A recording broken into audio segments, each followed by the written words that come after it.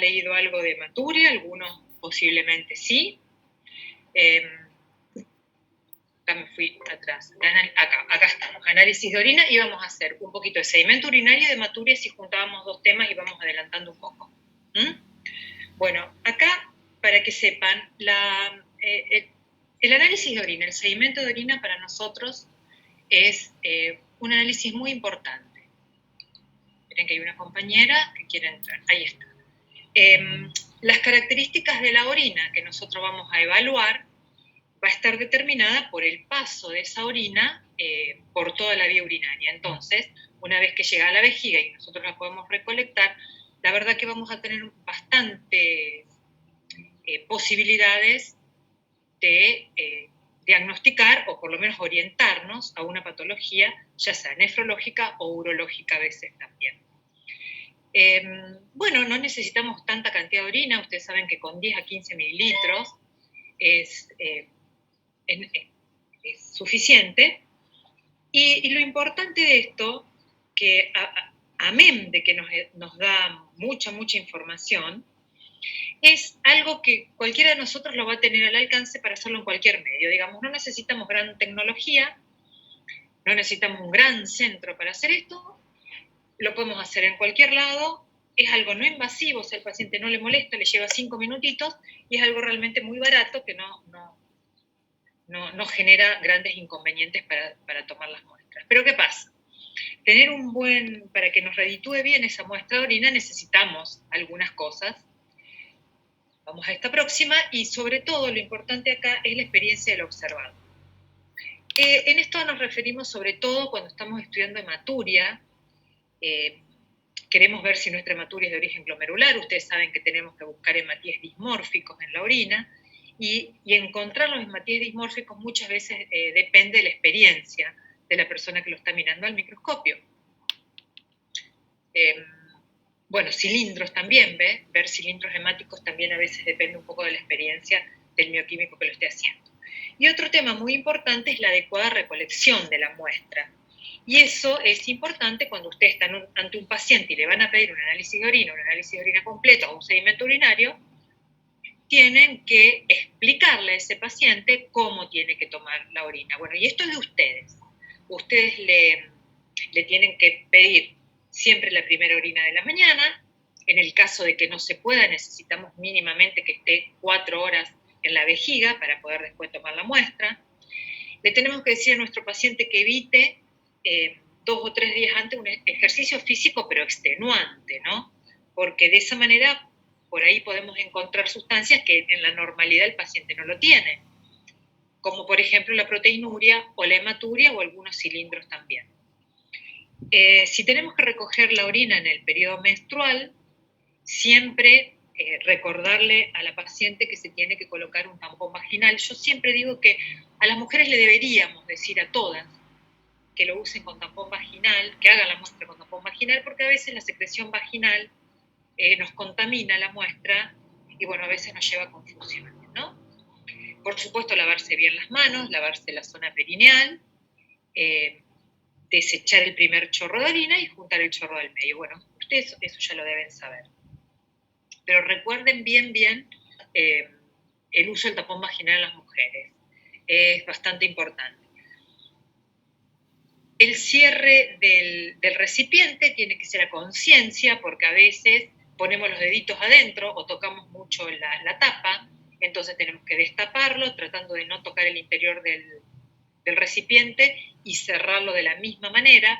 A veces hay pacientes que, bueno, porque lo ensucian un poquitito, primero lo limpian bien con papel higiénico y después lo tapan. No, debería ser al revés, cerrarlo bien tratando de no contaminarlo a la parte interna del recipiente y después limpiarlo en el caso que se haya ensuciado un poquitito.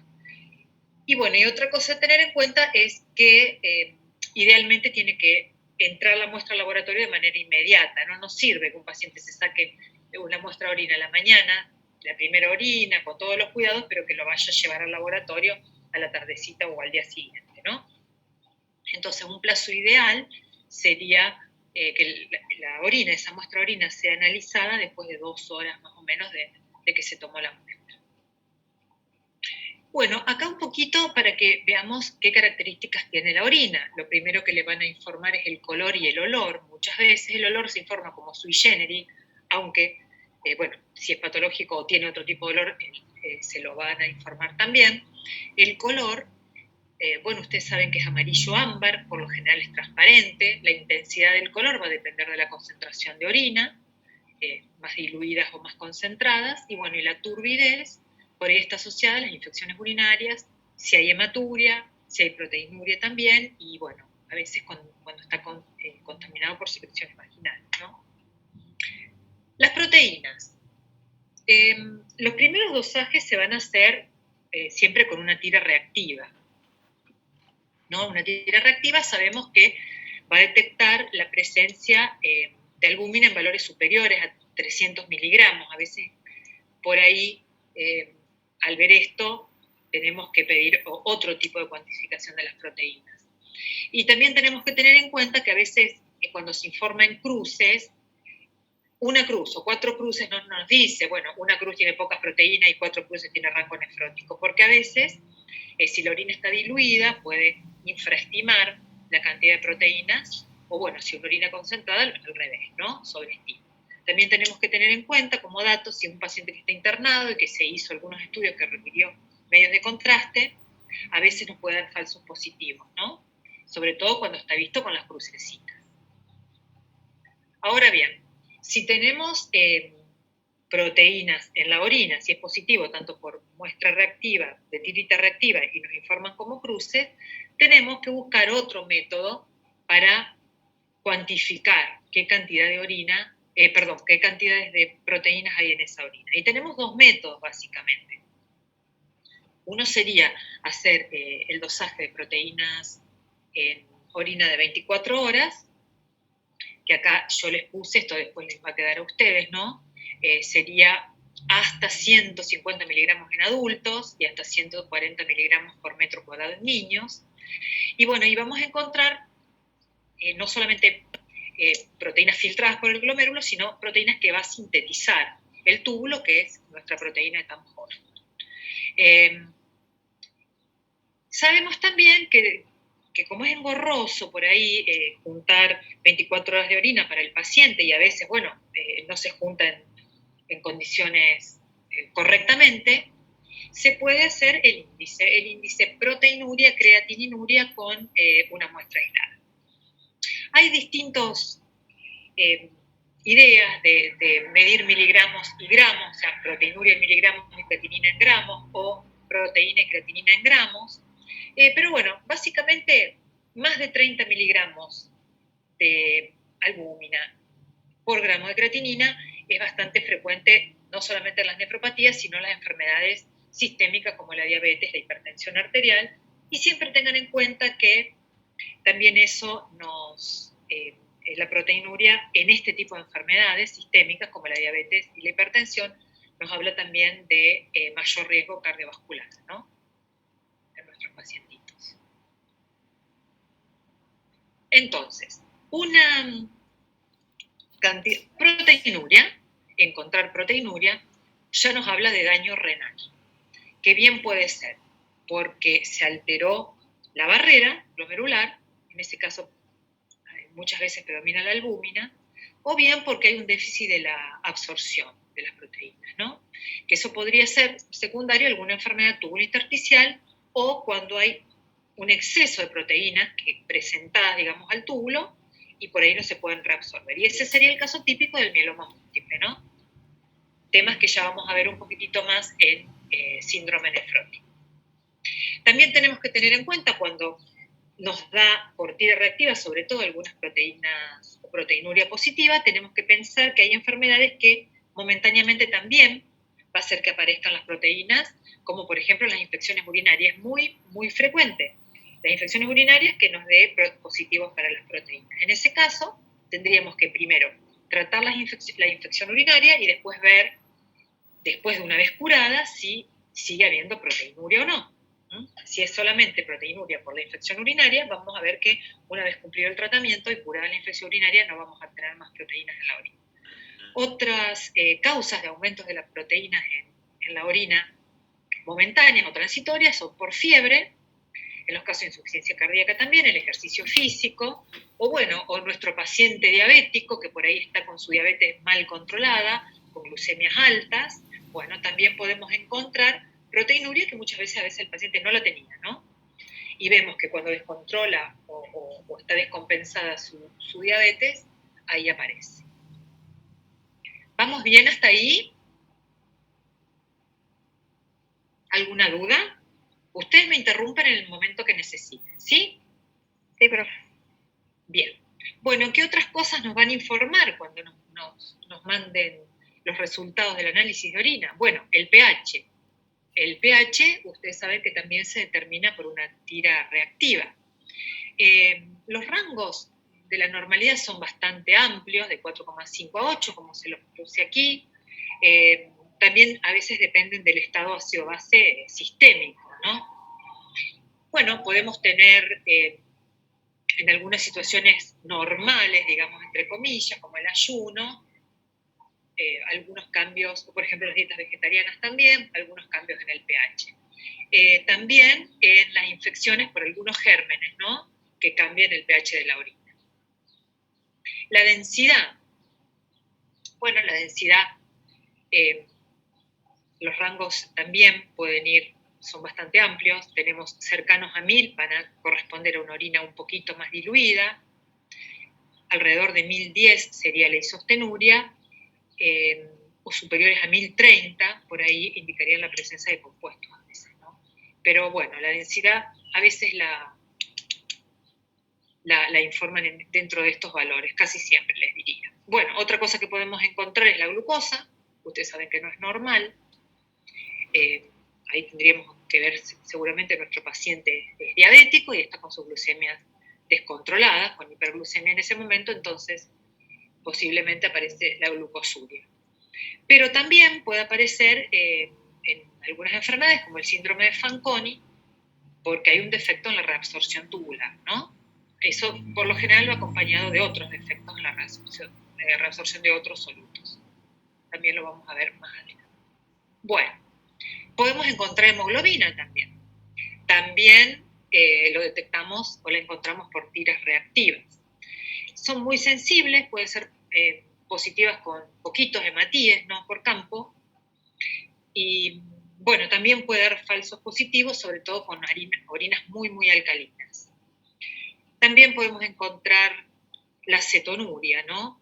Esto es frecuente en los pacientes con cetoacidosis diabética. Ahí vamos a encontrar, ustedes saben que la cetoacidosis es un cuadro serio, y vamos a encontrar cetonuria casi en todas las oportunidades. También es frecuente encontrarlos en el ayuno prolongado. Por ahí, pacientes que hace mucho que no comen, un cuadro severo, en una terapia intensiva, cuando el paciente está en RM y demás, pueden aparecer cetonas en orina. También con el alcoholismo, también son casos bien, bien comunes. Otro de las sustancias son los nitritos. Bueno, esto detectaría también la presencia de algunas bacterias, ¿no? que pueden producir nitratos y nitritos. Y después llegamos al estudio del sedimento, que esto es lo que yo les contaba, que es muy importante porque, bueno, el sedimento urinario nos puede no solamente dar la claridad de diagnóstico ante varias patologías y sobre todo glomerulopatías, sino que muchas veces puede decidir la necesidad o no de la biopsia y decidir algunos tratamientos un poquito más agresivos cuando sospechamos, por ejemplo, una glomerulopatía rápidamente progresiva. Como les decía, hay que mirarlo al microscopio y también la experiencia es muy importante. Ahí vamos a encontrar habitualmente que encontramos células, podemos encontrar cilindros, podemos encontrar bacterias en los casos de las infecciones urinarias, o podemos encontrar algunos cristales. Todo esto nos va llevando al diagnóstico de nuestro paciente. Las células que pueden entre lo que puede parecer normal, bueno, 1 a 3 hematíes por campo y 1 a 3 leucocitos por campo, sobre todo en campo de 400 aumentos, lo podemos considerar normal. Y las células son las células del epitelio de los túbulos, ¿no? Ya si tenemos leucocituria o tenemos aumento de la cantidad de leucocitos sobre rango anormal, bueno, siempre tenemos que pensar, o es una infección urinaria, o bien es una contaminación, sobre todo si es mujer, no olvidemos la contaminación por flujo vaginal. También lo podemos ver en algunas patologías proliferativas, en la nefritis túbulo-intersticial. Cuando sospechamos una nefritis túbulo-intersticial y pedimos un sedimento, vamos a ver aumento de los leucocitos, y si es muy avesado el bioquímico, va a ver que esos leucocitos son eosinófilos, es bastante típico. También, bueno, podemos ver los fosfatos, ¿no? Eso, bueno, también no tienen mucho valor patológico, los fosfatos amorfos. Ahora bien, si encontramos más hematíes en el sedimento urinario, ya estamos hablando de hematuria. La hematuria puede ser microscópica o macroscópica. En la hematuria microscópica, el paciente es asintomático, se detecta por un análisis de sangre que se le pide por algún motivo. Lo podemos detectar ya sea por la tira reactiva y después confirmarlo en un sedimento. Un pequeño porcentaje de los adultos puede tener hematuria, sobre todo si los hematíes al sedimento son normales. Tenemos que siempre pensar en algo urológico también, ¿no? Y se puede asociar tanto a una infección urinaria, lo más frecuente, como una neoplasia o como a litiasis renal. También hay un grupo de pacientes que no lo podemos asociar a nada, esa hematuria, y la podríamos catalogar de primaria o benigna, pero bueno, todo esto sería después de descartar todos otros procesos, ¿no? Ahora bien, cuando tenemos hematíes dismórficos, sabemos que eso es patognomónico de hematuria glomerular, ¿no? Y en los casos de las glomerulopatías el porcentaje es muy alto, alrededor del 50-60%. Entonces, si encontramos hematíes dismórficos, siempre tenemos que pensar en daño glomerular.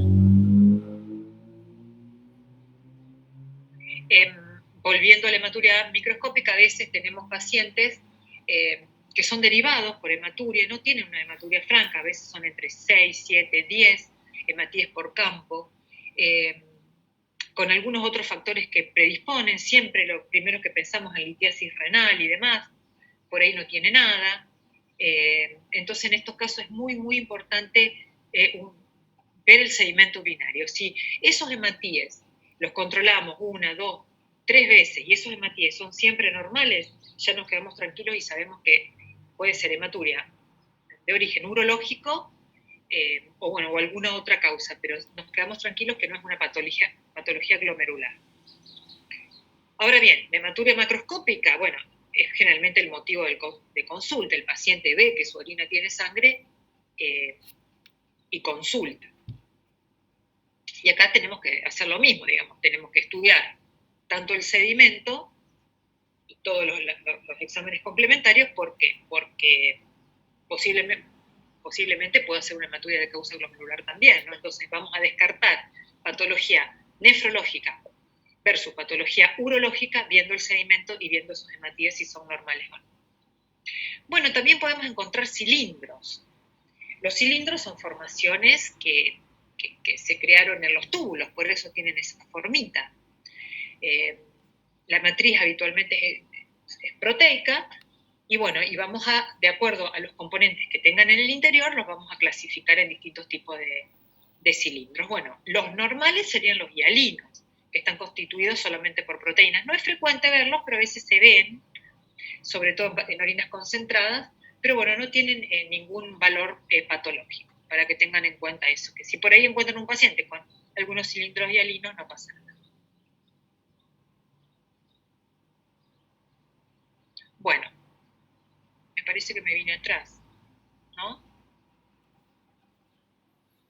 Bueno, esto les volví a poner que tira reactiva para diagnosticar la hematuria, pero siempre cuando tengamos hematuria volvamos al sedimento, vayamos al microscopio y de esa manera vamos a saber si es de causa nefrológica o es urológica. Bueno, en cuanto a las tiras reactivas también nos pueden dar falsos positivos la presencia de hemoglobinuria o mioglobina, ¿no? Bueno, los pH alcalinos a veces también. Así que siempre, vuelvo a insistirle, siempre vayamos al sedimento y siempre le pidamos a nuestro bioquímico que nos busque cilindros si los podría ver, ¿no? Entonces, para el diagnóstico de certeza, ver los hematíes, cuantificar los hematíes, verle la morfología y ver si hay cilindros. Si hay cilindros hemáticos, ya saben, es absolutamente patognomónico de hematuria de origen glomerular. Ahora, si son normales, ya sabemos que eso es urológico. Bueno, y acá le puse algunas fotos para que ustedes las vean. Por ahí salen medio chiquititas. Estos son los cilindros hemáticos. Ahí arriba ustedes pueden verlos totalmente llenos de hematíes. Y en los de abajo son los acantocitos. Son dismórficos, ¿no? Por ahí a veces en una gran bolsa podemos los dismórficos. Estos que tienen las especulitas son los acantocitos. Bueno, esto es un poquito para que es un cuadro simple, para que tratemos de diferenciar un poquito la hematuria de origen glomerular a la de extraglomerular o también urológica, ¿no? Bueno, las características de la hematuria glomerular o nefrológica, como le decimos nosotros, por lo general es rojiza. El paciente la describe como color Coca-Cola o como color té cargado. Es poco probable que sea roja rutilante. Bueno, cuando vayamos al sedimento va a tener un alto porcentaje, normalmente es más del 50%, pero mucho más alto de hematíes dismórficos. Por lo general va a ir acompañado de proteinuria y si se encuentran y se pueden ver los cilindros hemáticos. En cambio, si es una orina de origen no glomerular, posiblemente urológica, es más roja, más rojiza, puede ser más rosadita por ahí, si en la orina no hay tanta cantidad de sangre. El más del 70% son hematíes normales, no vamos a tener tanta cantidad de hematíes dismórficos. Es poco probable que haya proteinuria, o si hay proteinuria es mínima. Por supuesto que no va a haber cilindros, y es frecuente el hallazgo de coágulos, cosa que acá no lo puse, pero bueno, no es común que encontremos coágulos en la hematuria glomerular. Y las causas son todas estas que ustedes ven acá en el cuadro. Siempre vamos a las glomerulopatías, las glomerulonefritis, nosotros no, como primer pensamiento. Y para tratar de descartar glomerulopatías primarias o secundarias. Secundaria a lupus, a vasculitis y demás. Y como les hablé anteriormente de la hematuria idiopática, bueno, esas son patologías que hacemos el diagnóstico por exclusión. En cuanto a las no renales o a las urológicas, son un montón. En la práctica lo más habitual es la infección urinaria y la litiasis. Bueno, las patologías prostáticas también. A veces los pacientes con uropatía obstructiva, cuando se obstruye, no hay que colocarle una sonda, empiezan a tener hematuria. También en la poliquistosis renal. Bueno, los tumores, toda la vía urinaria también podemos ver eso, ¿no? Pero son otras causas. Bueno, y ahora, ¿cómo evaluamos a un paciente con hematuria? Lo primero es ver si esa hematuria es transitoria o es persistente. Entonces, no nos vamos a conformar con un análisis de orina, un sedimento urinario. Le vamos a pedir 2 o 3 sedimentos urinarios por una semana, 10 días de diferencia, y bueno, a veces no podemos saber si es una hematuria persistente porque el paciente fue derivado a la consulta, sobre todo si es micro, y porque le encontraron hematuria, y antes por ahí la tenía la hematuria, pero nunca se había hecho el análisis de orina, entonces a veces no sabemos si es transitoria o es persistente. Bueno, entre las transitorias, lo más habitual es lo que les puse acá, la fiebre, las infecciones, la litiasis o alguna neoplasia del sistema urinario. Entonces, bueno, tendremos que analizar bien ese sedimento urinario, por supuesto solicitar una ecografía renal y ver si ese sedimento ya no lleva más hacia la patología glomerular o no. Ahora, si es persistente, siempre tenemos que tener primero en nuestra cabeza es el diagnóstico de glomerular o no, porque bueno, de eso puede depender hasta el futuro de la función renal de ese paciente, ¿no? Entonces, siempre se empieza por la historia clínica, una exploración física completa, y también tratando de buscar otras patologías que muchas veces el primer diagnóstico lo hacemos por patología glomerular, ¿no? Y vamos a ir juntando qué otros datos nos da nuestro paciente. Resumiendo, acá como para ir teniendo en cuenta.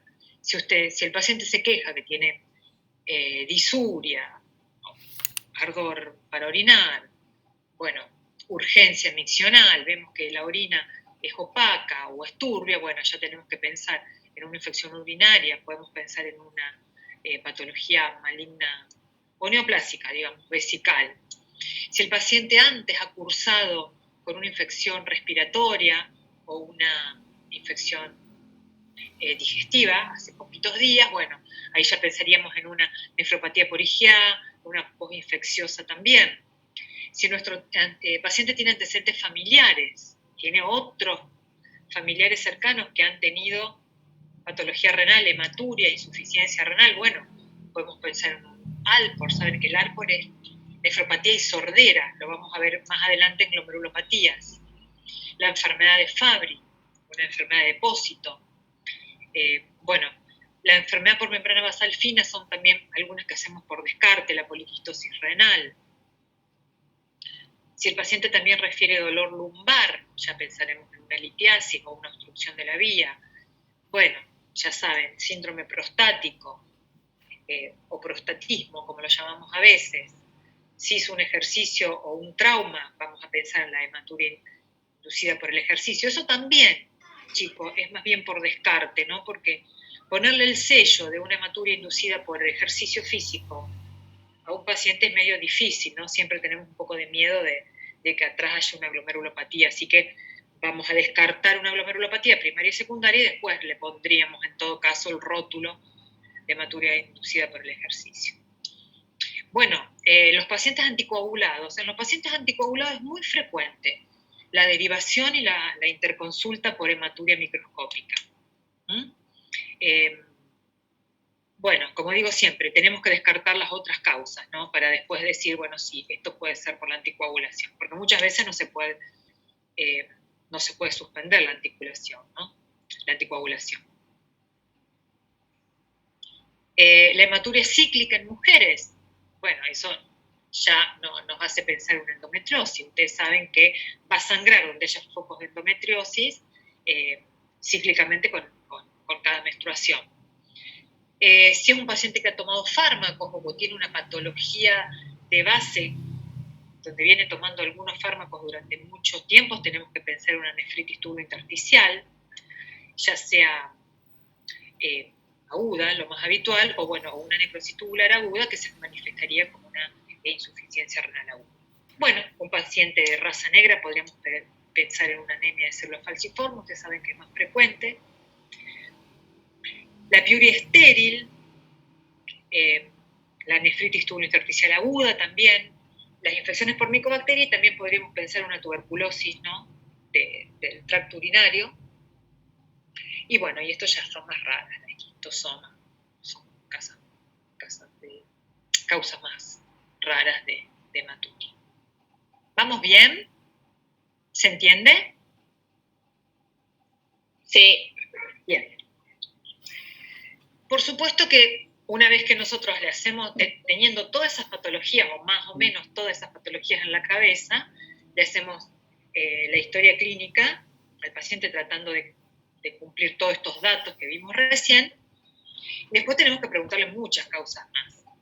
Bueno, si el paciente ha tenido fiebre, si ha perdido peso en este último tiempo, bueno, los fármacos ya los dijimos antes, sustancias tóxicas, lesiones cutáneas. Muchas veces hemos diagnosticado el lupus en pacientes por alguna glomerulopatía, ¿no? El paciente consulta por una glomerulopatía, por habitualmente un síndrome nefrítico con hematuria, microscópica por lo general.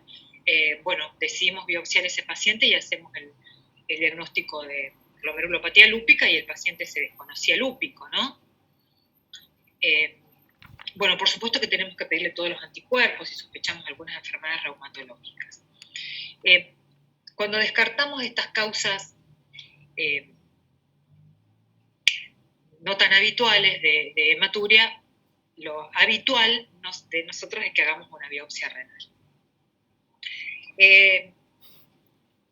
Habitualmente también esa biopsia, aparte de mostrar una patología, nos va a mostrar los cilindros hemáticos intratubulares. Bueno, eso también sería patognomónico de una hematuria de origen glomerular, ¿no?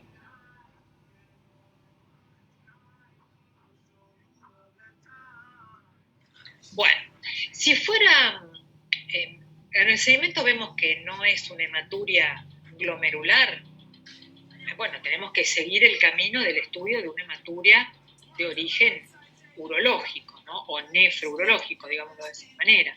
Entonces, bueno, la citología urinaria, los cultivos, bueno, eliminación urinaria de calcio, a veces los cristales nos dan hematuria y ácido úrico también, por supuesto, ecografía abdominal, en ocasiones, bueno, hay que llegar a ecografías abdominorenales o tomografía computada para encontrar la causa. Eso sigue por la vía clínica o urológica.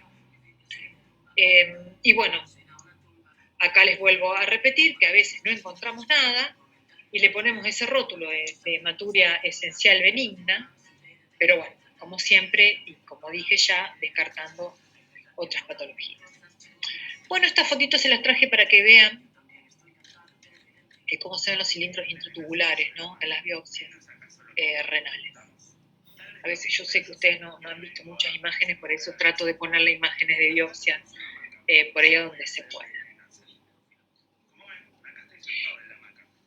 Esto como para hacer un repasito de cómo encaramos y cómo estudiamos una hematuria, ¿no? Como para que tengan un cuadrito simple para el repaso. Entonces, hematuria, ya sea macro o microscópica, lo primero que hacemos es buscar el sedimento, ¿no? Vemos un sedimento urinario, ahí vamos a encontrar, esto es hematuria nefrológica o urológica, o glomerular o extraglomerular, como ustedes quieran. Y ahí vamos a ir viendo y abriendo todo el abanico de posibilidades para llegar al diagnóstico de nuestro paciente. Bueno, ahí yo le agregué algunas cositas sobre hematuria verdadera, bueno, o no. Eso para que ustedes lo vayan viendo tranquilos, no es para que lo charlemos ahora porque es medio larguito.